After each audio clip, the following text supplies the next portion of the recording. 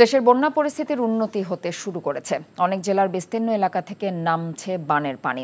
ঘরে ফিরতে শুরু করেছে বানভাসী মানুষ। ফেনীতে গত কয়েকদিন বৃষ্টিপাত কম হওয়ায় এবং ভারতের ঢল না আসায় জেলার বেশিরভাগ এলাকায় বন্যার পানি কমতে শুরু করেছে। তবে জেলার সোনাগাজী, দাগনভূঞা ও পরশুরাম উপজেলার অনেক রাস্তাঘাট, বসতভিটা এবং আশ্রয়কেন্দ্র এখনও পানিতে তলিয়ে আছে। নোয়াখালীর ৯টি উপজেলায় বন্যা পরিস্থিতি উন্নতির দিকে। পানি নেমে যাওয়ার সাথে সাথে দেখা দিচ্ছে ডায়রিয়া সহ চর্মরোগ এবং এছাড়াও বিভিন্ন রোগ ব্যাধি। সরকারিভাবে ১২৪টি মেডিকেল টিম ও বেসরকারিভাবে ১৬টি টিম দুর্গত এলাকায় কাজ করছে। মৌলভীবাজারে বন্যার পানি বিভিন্ন এলাকা থেকে নেমে যাওয়ায় অনেকেই বাড়ি ফিরেছেন।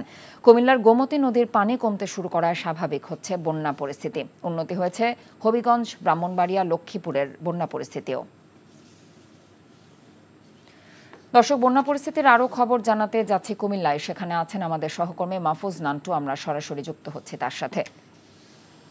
নান্টু, কুমিল্লার বন্যার চিত্র আপনি কেমন দেখছেন? আমি আছি কুমিল্লার লাকসাম উপজেলায়। গত এক সপ্তাহ ধরে এই উপজেলার ১৮৩টি গ্রামে প্লাবিত হয়ে গেছে। এই ১৮৩টি গ্রামের মানুষজন এখনো পানিবন্দী রয়েছেন। তবে তাদের কাছে এসে শুনলাম পানি ধীরে ধীরে কমছে। এই কমার পানির একেবারে শুকাতে অন্তত সপ্তাহখানেক সময় লাগবে। এদিকে আমরা উপজেলা স্বাস্থ্য কমপ্লেক্সে খবর নিলাম, এই গত এক সপ্তাহে বন্যা এবং বৃষ্টির প্রভাবে ২ জন নিহতের খবর পাওয়া গেছে এখন পর্যন্ত। এবং মেডিকেল অফিসার জানিয়েছেন যে এখানে বন্যা যারা আক্রান্ত হয়ে আছেন তাদের সেবা করার জন্য ৮টি টিম কাজ করছে। শুধু লাকসাম নয়, লাকসাম ছাড়াও মনোহরগঞ্জ, নাঙ্গলকোট এবং ১৪ গ্রামেও কিন্তু এখনো প্রায় ৫ লাখ মানুষ পানিবন্দী রয়েছে।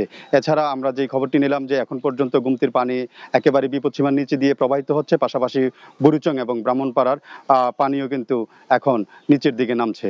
তো বলা যায় বন্যা পরিস্থিতি ধীরে ধীরে স্বাভাবিক হচ্ছে এবং যে পরিমাণ ত্রাণ আসছে সেই ত্রাণ একদমই প্রত্যন্ত অঞ্চল পর্যন্ত পৌঁছে যাচ্ছে। এখানে শুধু এখন তাদের অপেক্ষা কখন আশ্রয় ঘরে এসে তারা আশ্রয় নেবেন আশ্রয় কেন্দ্র থেকে।